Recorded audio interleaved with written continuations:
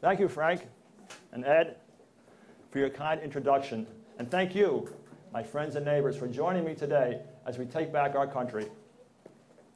All across America, the silent majority is waking up. All across America, citizens like you and I are fed up with an administration that is out of control.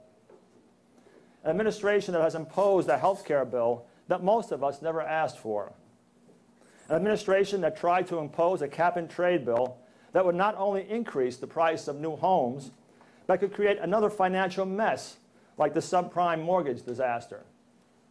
An administration whose billions of dollars in stimulus packages have stimulated nothing but a $6.2 trillion deficit that future generations will be saddled with.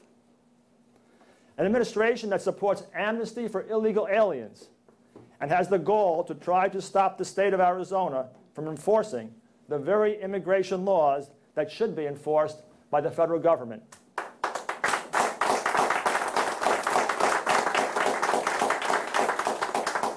But none of this would be possible without the active support of congressional representatives like Nita Lowey, who was not merely a rubber stamp, but a cheerleader for the Obama administration. Can anyone forget Lowey's failure to hold open town hall meetings on health care legislation? Even now, during the congressional break, when members of Congress have traditionally held town meetings, Lowey's priority is campaigning for election to a 12th term. Ladies and gentlemen, don't you think that 22 years of Nita Lowey is enough? Yeah.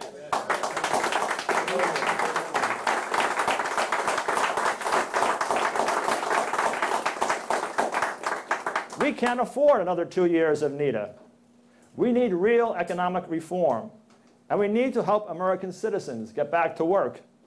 Here in Westchester, we have over 34,000 unemployed residents. We need to give priority for jobs for American citizens. That's why I propose legislation that will allow employers to give preference to those who are citizens. We need to stop outsourcing jobs overseas and provide incentives for companies to keep their manufacturing plants in the United States. I want to be able to once again buy clothes and other necessities that are made in the USA.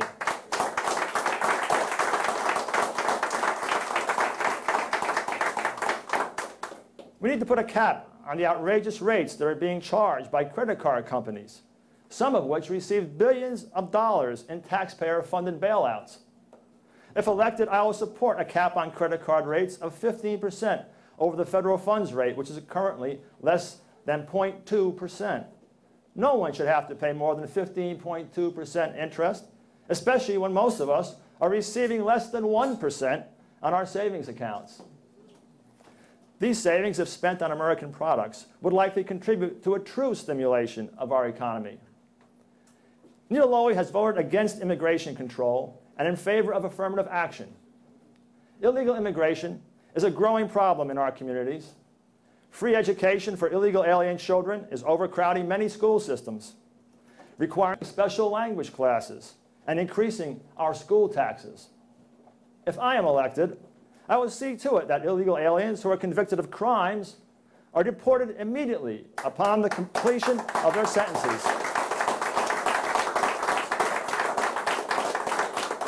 And not released back into our neighborhoods.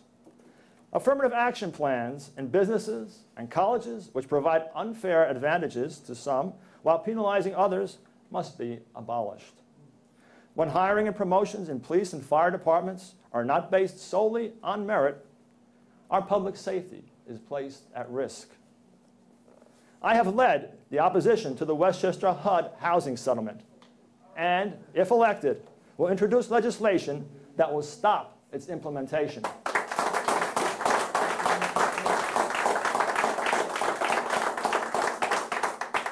I am pleased to have been able to hold this event at the Hawthorne American Legion Post, where I am honored to be a member. While you are here today, I urge you to spend some time looking at the pictures and citations of our veterans who received the Congressional Medal of Honor. Ladies and gentlemen, we can and will win in November.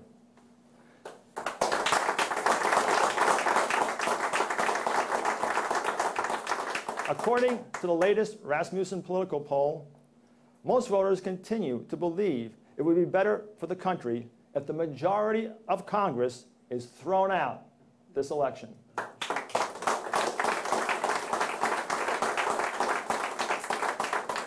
But we cannot be complacent. We have a tough fight on our hands, but I know that if we work together, we will be victorious in November. Thank you very much.